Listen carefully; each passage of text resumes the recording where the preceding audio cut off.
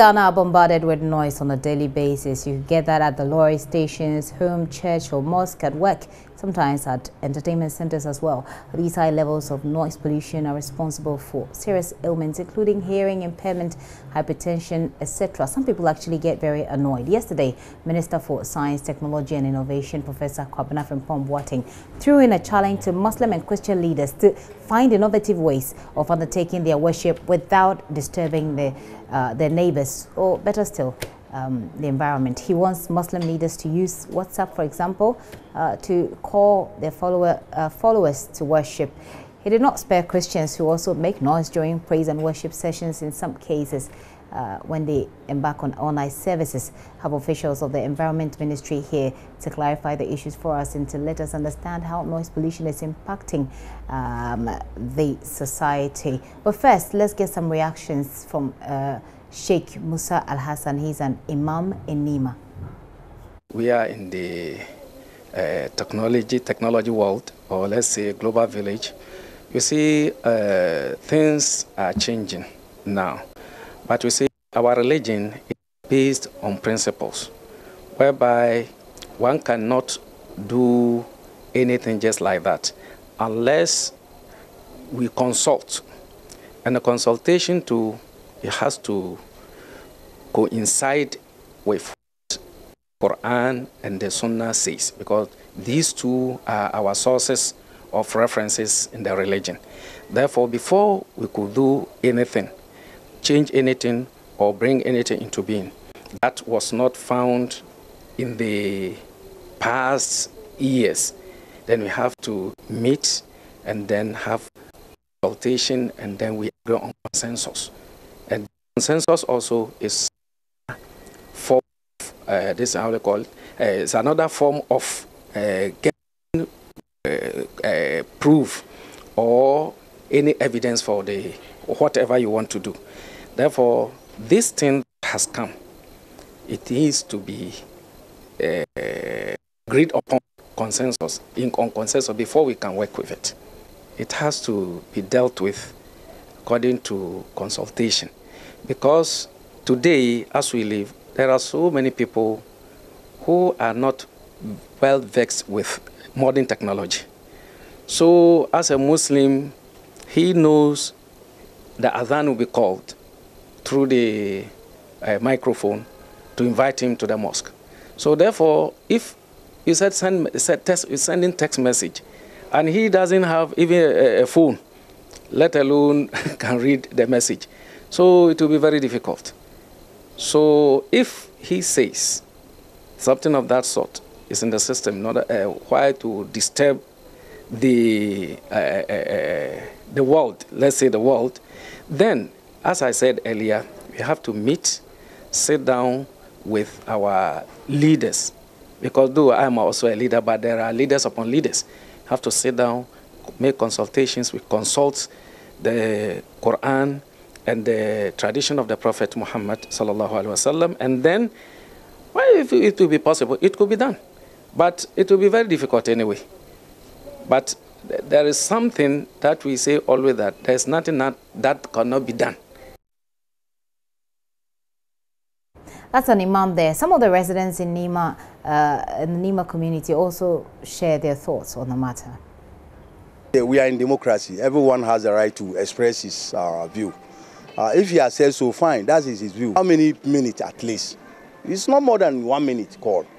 After the call, so everything is over. We prayed within the next 5 minutes, we finished praying. But he's not a Muslim, so he should not bring out something like this to Muslims. He should think about his own religion, the way they do their own things. Christians now Muslim there within short time. Christians make the most noise. Our Islamic prayers don't take up to 5 minutes. If it comes to noise making in the community, it's Christians who are most guilty. So he shouldn't say that. I think it's a nice call, but it should apply to both religions, as he said. Because the noise is too much. We shouldn't take it in respect of just a religion. Maybe I'm a Christian, so I'm taking offense in what he said. Or I'm a Muslim, so I'm taking offense in what he said. Maybe he said it a bit harsh with respect of the Imams or those calling for to give text message. I think maybe he went a little far with that, but all that he said was on point. So I agree with. Well, a lot of people seem to agree with the minister there. In the studio with me for a very brief conversation on this is Nasir Ahmed Yate. He's a PRO for the Ministry of Science, Technology and Innovation. You're welcome, sir. Thank you very much. Okay, so your boss has been speaking a lot about how we can keep our environment, you know, peaceful, serene, so we can all think. Is there anything that the ministry is perhaps doing to deal with noise pollution, which is why the minister perhaps had this on his radar to talk about? Thank you very much. And let me say good afternoon to your listeners, or good evening to your viewers. I want to put on record before I say anything that the minister, as a matter of fact, didn't target Muslims. I'm a Muslim myself. I want my Muslim brothers to feel at ease. Oh no, I'm not sure. I'm not sure they're concerned. Actually, okay, no problem.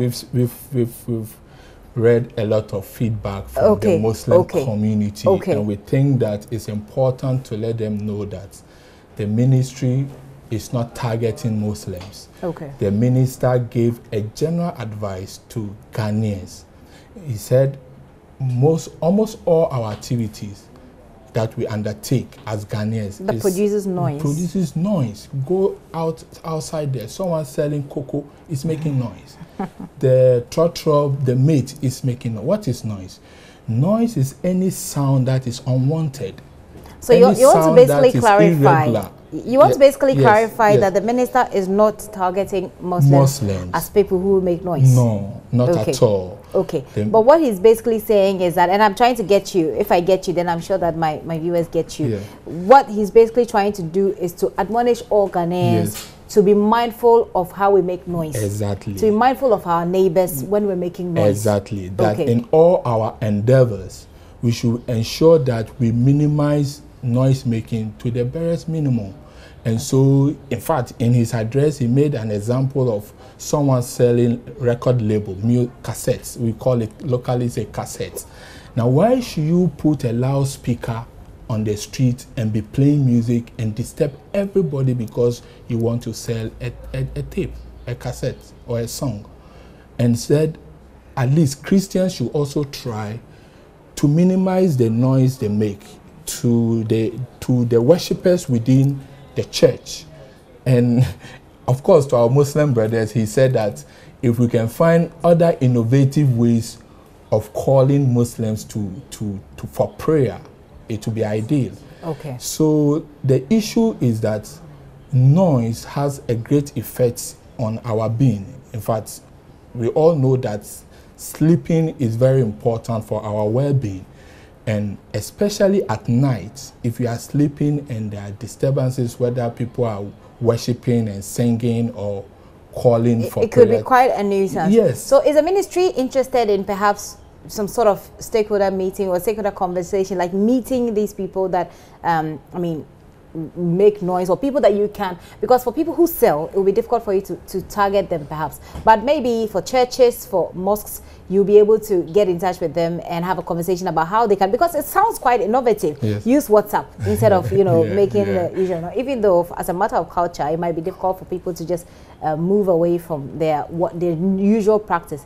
Is the ministry thinking of engaging people, with this innovative idea rather than, saying it on a platform like that? Well, engagement is taken out of context, if you like. Engagement starts with dialogue, talking, and one way of doing that is to admonish. We know that a call to prayer is fundamental to the Islamic religion. Likewise, songs and praise is very fundamental to the Christian religion.